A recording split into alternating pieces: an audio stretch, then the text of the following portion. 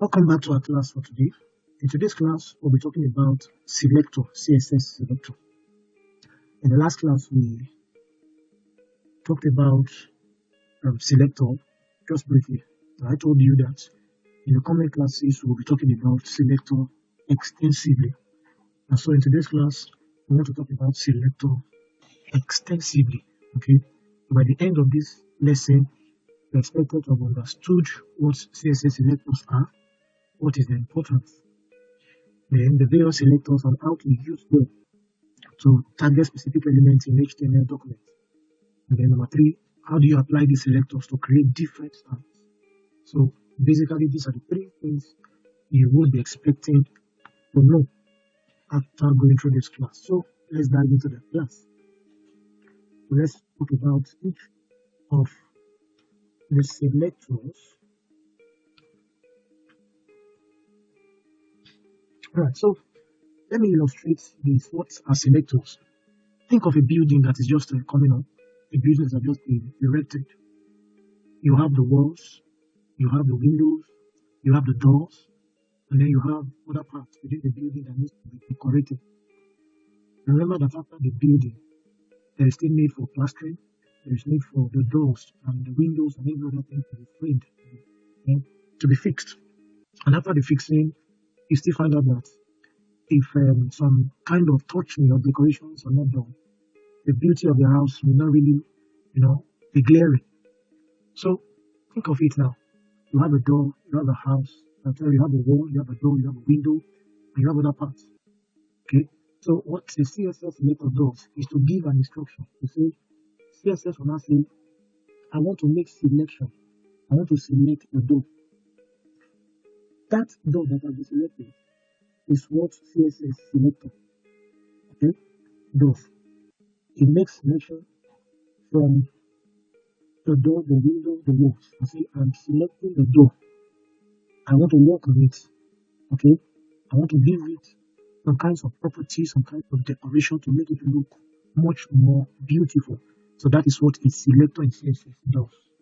Okay, so by definition, you can now define CSS selectors as patterns that are used to select and then to style some specific elements within an HTML document.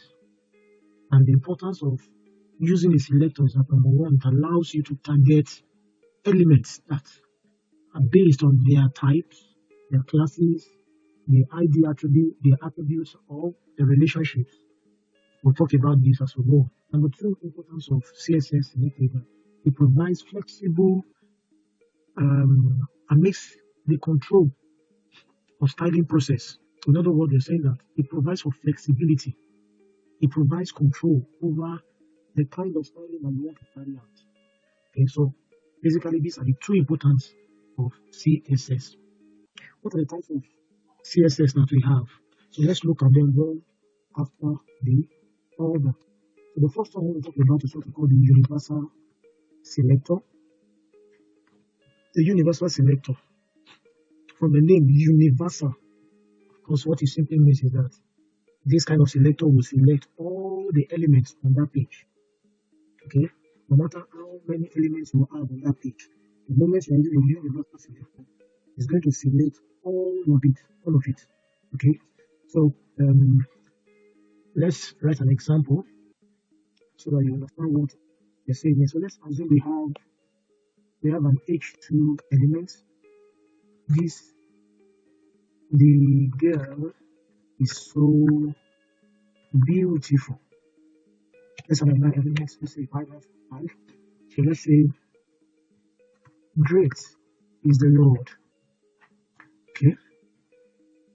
Great is the Lord. Let's add another element. What other element are we going to add here now? Okay. Let's add a div container. Another div container. This is a container. Okay. So now we want to use a universal element. How do we recognize what a universal element is? We make use of what we call the asterisk symbol. So when an asterisk symbol is used, it simply tells the browser or the page that this is a universal selector. So let's go to our CSS page. I'm going to remove this. So we use an asterisk. So look at what happens now. So we say color. We say color, we say red. So you can see what happens. Okay? See what happens. All the elements within that page, within your HTML document, are given the same characteristics, the same property, the same value. That's what a universal selector does. If I say I want to change the font, say font family, then I say I want to select maybe this. So you can see what a universal selector does. Okay, so it picks everything within that page. So this is what a universal selector does. So number two type of okay, so let me remove this. So number two type of selector that we want to talk about is what we call type selector. Type selector. Type selector. So what does the type selector do? This is a kind of selector that selects all elements of a specific type. Okay, e.g., when you say you want to, you select some specific types of element that you want to style. Okay, for example, it can be if you have paragraphs, maybe you have like 3 paragraphs, you need that HTML. So the moment you are using a type, and then you select it. Okay, so all the paragraphs in that document will be selected, or whatever characteristics or properties are given to one paragraph. Okay, it's going to affect all other paragraphs. Okay, the same thing with when you take your H1, if you have more than one H1 in that HTML document, whenever you're using a type selector and you're selecting H1, wherever H1 is seen in that document, it's going to select it. Okay, so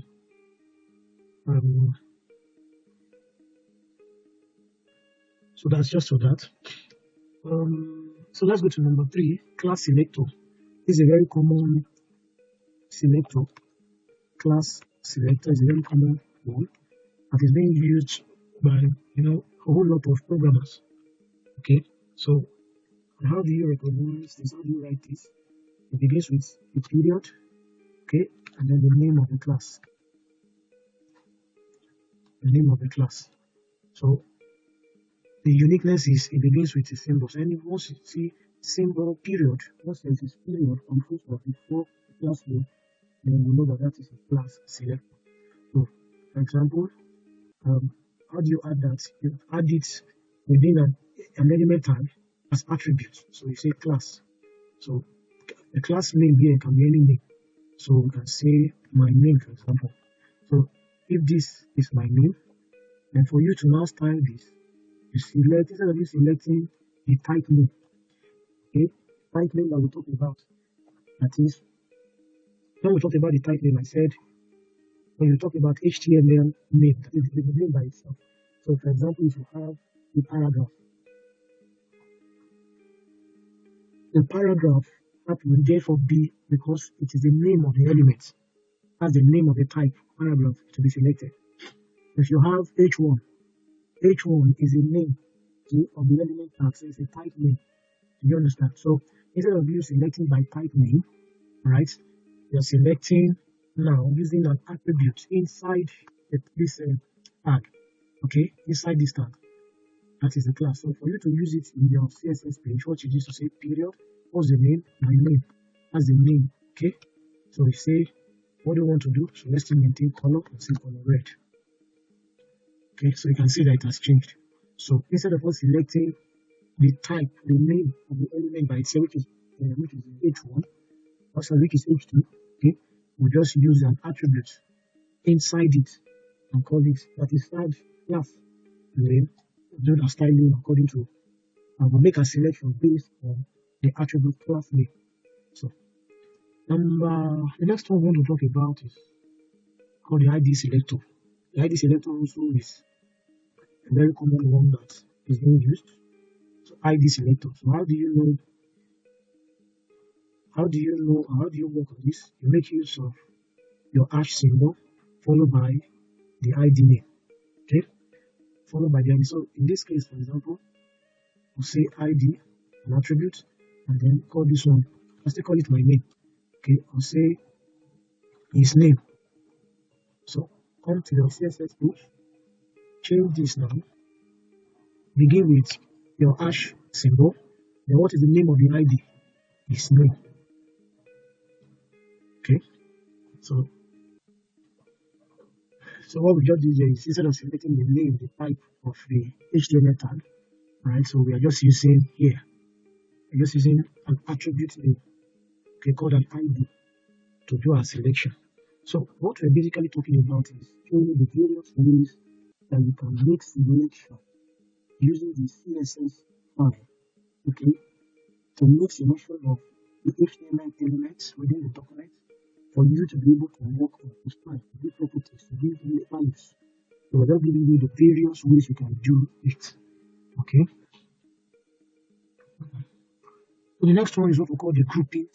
Grouping. So from the name, grouping simply means trying to combine multiple selectors, combine them together, and then you apply the same stance to them instead of you giving them different things.